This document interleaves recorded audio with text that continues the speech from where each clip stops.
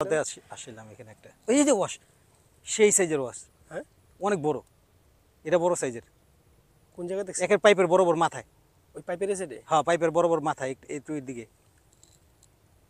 15 ফিটের দিকে, 15-20 ফিটের দিকে হইব। ও এটা সাইজের অনেক বড় সাইজের। কসকি। আসসালামু আলাইকুম viewers, welcome back to another new video from Bangladesh fishing club. তো এসে পড়লাম পয়েন্ট পরিদর্শনে দড়িগাঁও ধলেশ্বরী নদী কুচ্চামারা ব্রিজের হাতের ডাইনে দড়িগাঁও গ্রামের দড়িগাঁও পয়েন্ট। তো দেখতে পাচ্ছেন চারিদিকে ঝোপঝাড়, সাথে আছে আমাদের রাজীব ভাই। তো আসলাম ঘুরতে ঘুরতে যে দড়িগাঁও নদীর কি পরিস্থিতি। তো আমরা এখানে পয়েন্ট পরিদর্শন এর আগেও করে গিয়েছিলাম, কিন্তু আসা হয়নি এখানে, যেহেতু পাড়ের মাইর, সেজন্য এখানে আসি না। আমরা আবার ছোট ছিপ দিয়ে নৌকাতে একটু কমফোর্টেবল ফিল করি, তো সেই জন্য আর কি নৌকাতে বেশি মাছ ধরা হয় বড় মাছকে টার্গেট করলে। তো আসলাম এখানে, তো দেখি এখানে রুই কাতল সব ধরনের মাছের মাইর হয়, বিশেষ করে হাত ছিপে অনেকেই এখানে মাছ মারে, পুঁটি মাছ, নলা মাছ। তো যাই, নদীর পাড়ে যাই, নদীর পরিস্থিতি দিয়ে আপনাদের জানিয়ে দেব। যারা যারা আসতে চান এসে পড়বেন দড়িগাঁও কুচ্চামারা ব্রিজের হাতের ডান সাইডে। আর না বুঝলে অবশ্যই আমাদের পেজে নাম্বার দেওয়া আছে, ফোন দিয়ে জেনে নেবেন। তো এই যে দেখতে পাচ্ছেন নদীর পরিস্থিতি, পানি একেবারে মাঠা, ঘোলা হয়ে গেছে পানি কুচ্চামারা ব্রিজের ডান পাশে। আর ওই যে দেখা যাচ্ছে দূরে যে ব্রিজটা দেখা যাচ্ছে, এটা হচ্ছে সৈয়দপুরের ব্রিজ, নতুন করতেছে, এখনো কাজ চলতেছে। আর চারিদিকে দেখেন আমরা কি ঝোপঝাড় পেরিয়ে এখানে আসছি। তো আমাদের রাজীব ভাই ভয়ে আমাকে সামনে গিয়ে দিছে, মানে যদি সাপে ছোবল দেয় তুমি খাও, আমি পিছনে থাকি। তো এই যে হচ্ছে সুবিধাবাদী লোক, এই যে দেখেন চিনে রাখেন। আর এই যে দেখেন এখানে সম্ভবত জাল দিয়ে মাছ ধরছে, এই যে চিংড়ি মাছ, দেশি চিংড়ি মাছ, ডিম আছে আবার। আর এ হচ্ছে পানির কালার। আর এ হচ্ছে আমাদের রাজীব ভাই। আর হ্যাঁ, ট্যাংরা মাছের জন্য আমরা তো ছিপ নিয়ে আসিনি। আর এই যে পাইপটা দেখতে পাচ্ছেন, এই যে পার হাউসের মেন পয়েন্ট হচ্ছে এটা হচ্ছে একটা কুমের মতো পাক খায় এখানে। তো বড় বড় মাছের ওয়াশ দেখা যায় এখানে যখন। তো পানির পরিস্থিতি বেশি একটা ভালো না, পানিতে প্রচুর পরিমাণে স্রোত, দেখতে পাচ্ছেন কচিরপানা কত স্পিডে আপনার চলে যাচ্ছে। তো মাছের কোনো নামগন্ধ নাই। আসলাম ঘুরতে ঘুরতে, অনেক কষ্ট করে জঙ্গলের মাঝখান দিয়ে আসলাম। ওই যে এখানে কেউ চাইলে হাত ছিপ দিয়ে বসতে পারেন, এখানে আছে আপনার ট্যাংরা গুলশার জন্য আসতে পারেন। পানি অনেক ঘোলা। তো বর্তমানের পরিস্থিতি বেশি একটা সুবিধার না, দেখতে পাচ্ছেন পানি প্রচণ্ড ঘোলা, পানির সাথে প্রচুর পরিমাণে বালি মিশ্রিত পানি যেটাকে বলে, প্রচুর বালি যায়। আর স্রোত, প্রচুর স্রোত এখানে। তো আমাদের রাজীব ভাই এখানে কিছুক্ষণ আগে একটা ওয়াশ দেখেছে।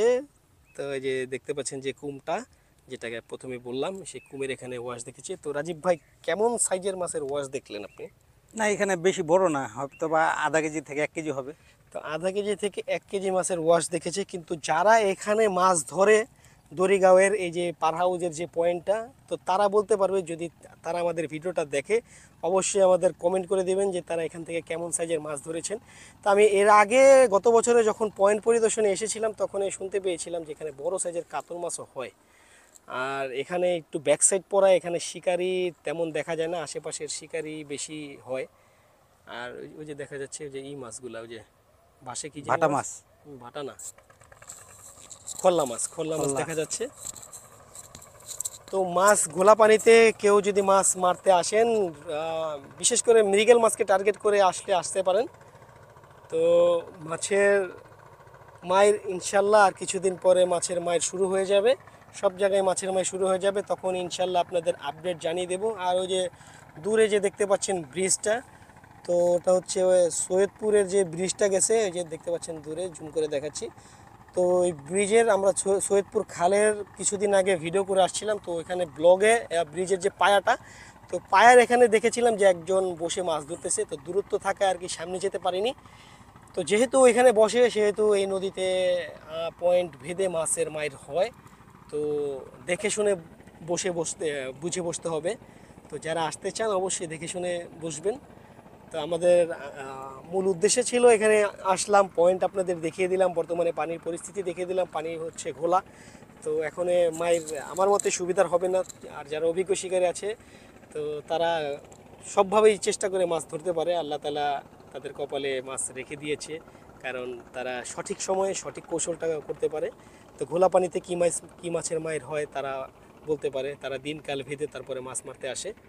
তো সেজন্যই তারা সফল শিকারী। আর বোয়াল মাছকে টার্গেট যদি করেন তাহলে উত্তম জায়গা হবে এটা, কারণ এই যে পাশে হলো কুম, আর এই যে এই পাশে হলো চড়ান সাইড। তো বোয়াল মাছের জন্য উত্তম একটা জায়গা হবে, যে জায়গায় আমি দাঁড়িয়ে আছি, এই যে পিছনে জঙ্গল, তো এই জায়গায় উত্তম একটা জায়গা হবে। তো রাজীব ভাই, তো কি দেখতেছেন, পরিস্থিতি কেমন দেখলেন এখানে? না, এখন মোটামুটি ফুল বর্ষা, তো তো এখন ওইরকম মাছ এখানে হবে না। তো বর্ষার সিজনটা যখন, এখন পুরো ফুল বর্ষা, যখন পানিটা টান দিবে তখন এখানে মাছ হবে, এটা আশা রাখা যায়। আর বিশেষ করে যে আপনি খারাকান্দিতে 6 কেজি প্লাস একটা রুই মারছিলেন, যেটা দুর্ভাগ্যবশত আমাদের চ্যানেলে ভিডিও নাই, অনেক আগে মারছিলেন। তো সেটা কি ধরনের টোপ ইউজ করছিলেন যদি একটু বলেন আমাদের।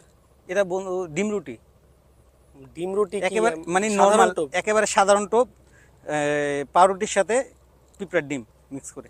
ও, দেখতে পাচ্ছেন পিঁপড়ার নদীর ডিমের শিকারী বড় একটি মাছ হিট করেছে, যে শুধু পিঁপড়ার ডিম একটু ওই ওই সময় আর কি একটু সমস্যা ছিল, যার কারণে মোবাইলটা সাথে নিয়ে যেতে পারি নাই, আর ভিডিও হয় নাই। তো যারা ওইখানে যারা মাছ মারেন দেখেছেন, আমার আব্বু ওইখান থেকে একদিন 3টা রুই মারছিল, আমাদের ভিডিও আছে এটা। ওইটা ভিডিও আছে আমাদের। কিন্তু দুর্ভাগ্যবশত ওই সময় ওই দিনকে আমরা ভুলে গেছি, বাসায় রেখে গেছিলাম মোবাইলটা, যার কারণে ভিডিও করা হয় নাই। তো গত বছরে কাদের কাকা 3টা রুই মাছ ধরছে, আমরা দুজনেই ছিলাম ভিডিওতে। একেবারে সাদামাটা টোপ, যেটা একেবারে পিঁপড়ার ডিম রুটি, আর কিছুই না, আর এই যে সামান্য ঘি মধু, আর কিছুই না। এটা হচ্ছে নদীর জন্য একেবারে উপযুক্ত খাবার। অনেকেই জানতে চান, কমেন্ট করেন, অনেকে ইনবক্স করেন যে ভাই নদীতে রুই মাছের টোপ হিসেবে কি ইউজ করবো ভাই। ভালো একটা পয়েন্টে যদি বসতে পারেন, ইনশাল্লাহ আপনার টোপ যদি ভালো হয়, ইনশাল্লাহ আপনার মাছ হবে আশা করি। কারণ আমরা যেহেতু নদীতে মাছ শিকার করি, কম বেশি যখন এই যাই থাকে রিজিকে যাই মারি, আমরা সাধারণ টোপ দিয়েই মাছ মারি। আর যদি কাতল মাছকে টার্গেট করতে চান, সেটা হলো ভিন্ন বিষয়, সেটার ভাই আমাদের ধারণা নাই। কাতল মাছের ছাতুর অনেক রেসিপি আছে, যে অভিজ্ঞ শিকারীরা আমাদের চ্যানেলে দেখবেন, অনেক শিকারীদের ছবি দেওয়া আছে, রেসিপি সম্ভবত নাই। যদি প্রয়োজন হয় বলবেন, আমরা চেষ্টা করব তাদের কাছ থেকে যে আপনাদের বেসিক কিছু ধারণা দিয়ে দেওয়ার চেষ্টা করব, যাতে আপনারা নদীতে ছাতুর টোপ খেলতে পারেন। তো পরিস্থিতি তো দেখতেই পেলেন, অনেক তথ্য দিয়ে দিলাম আপনাদের। তো তারপরও কোনো কিছু যদি মিস হয় ক্ষমার দৃষ্টিতে দেখবেন। তো পয়েন্টের রিভিউ দেওয়ার চেষ্টা করলাম আপনাদের, পয়েন্ট এখানে ভালো হবে না। তো আসলাম ঘুরতে ঘুরতে, আপডেট দিয়ে দিলাম। তো এই হচ্ছে আজকের পরিস্থিতি। কি মাছের ওয়াশ দিল না কি, না পার ভাঙা, পারের না, মাটি না, না, পড়ছে না। না, পারের মাটি পড়ছে, তো হতে পানিতে পারে। শব্দ হলো আর কি। তো সবচেয়ে উত্তম সময় হচ্ছে নদীতে পয়েন্ট পরিদর্শনের জন্য বিকেলবেলা। তো আমরা বিকেলবেলা আসতে পারিনি, আমরা এসেছিলাম এখানে একটা কাজে এসেছিলাম। দাওয়াতে আসছিলাম এখানে একটা, এই যে ওয়াশ, সেই সাইজের ওয়াশ, হ্যাঁ, অনেক বড়, এটা বড় সাইজের, কোন জায়গায় দেখছেন? একের পাইপের বরাবর মাথায়। ওই পাইপের এসে হ্যাঁ, পাইপের বরাবর মাথায়, একটু এর দিকে 15 ফিটের দিকে, 15-20 ফিটের দিকে হইব। ও এটা সাইজের, অনেক বড় সাইজের। কসকি ওই পাইপের এসে পাইপের 15-20 ফিটের দিকে ডান পাশে, পাইপটা দেখতে পাচ্ছেন ওইখানে, পাইপের মাথা থেকে 10-15 ফিটের দিকে মাশাআল্লাহ। ডান দিকে। তো ওই সাইডে পাক পাক খাইতেছে। তো ওই সাইডে বড় মাছের ভাই কি কি মাছ খেয়াল করছিলেন? না, না, না, এটা খেয়াল করিনি, তবে ওয়াশ দেখছি, এদিকে তাকাইছিলাম হঠাৎ করে, তো ওইদিকে ঘুরছি, ওয়াশ দেখলাম। তো রাজীব ভাই দুইটা ওয়াশ দেখে ফেলছে। তো যারা এখানে আর কি পয়েন্ট পরিদর্শনে আসবেন, তারা বিকেলবেলা আসবেন, বিকেলবেলা মাছের আনাগোনা সবচেয়ে বেশি থাকে। তো সেই অনুপাতে আনাগোনা দেখে তারপরে বসতে পারেন। তো ওয়াশ যেহেতু আছে, ভেবে চিন্তে আসেন। না, আগে এখন দেখে মাছ যান। হবে না, ওয়াশ করলেও এখন মাছ খাবে না, পর্যাপ্ত পরিমাণ খানা আছে নিচে। তো রাজীব ভাই বর্ষা- বলছে যে দেখেন প্রচুর ঘোলা, এই জন্য আসতে নিষেধ করছে। তারপরেও যার যার অভিরুচি, আমরা কাউকে বাধা দেবো না, যদি রিজিকে থাকে তাহলে পেলে পেতেও পারেন। তো এ হচ্ছে আজকের পরিস্থিতি, ধলেশ্বরী নদীর দড়িগাঁও পয়েন্টের আজকের পরিস্থিতি। তো কেউ যদি এখানে আসতে চান, কোনাখোলা থেকে ডাইরেক্ট রিক্সা করে পার হাউস, দড়িগাঁও পার হাউস, এখানে এসে পয়েন্টে আসতে পারেন। তো যে কাউকে বললে হবে যে দাদা মাছ কোথায় শিকার করে, আপনাদেরকে দেখিয়ে দেবে। তো এখন আমরা চলে যাব। আমাদের ভিডিও যদি ভালো লাগে অবশ্যই আমাদের চ্যানেল সাবস্ক্রাইব করবেন এবং পাশে থাকা বেল আইকনে ক্লিক করবেন, যাতে আমরা পরবর্তী ভিডিও ছাড়ার সাথে সাথে আপনারা নোটিফিকেশন পেয়ে যান। তো সবাই ভালো থাকবেন, সুস্থ থাকবেন, বাংলাদেশ ফিশিং ক্লাবের সাথে থাকবেন। আসসালামু আলাইকুম।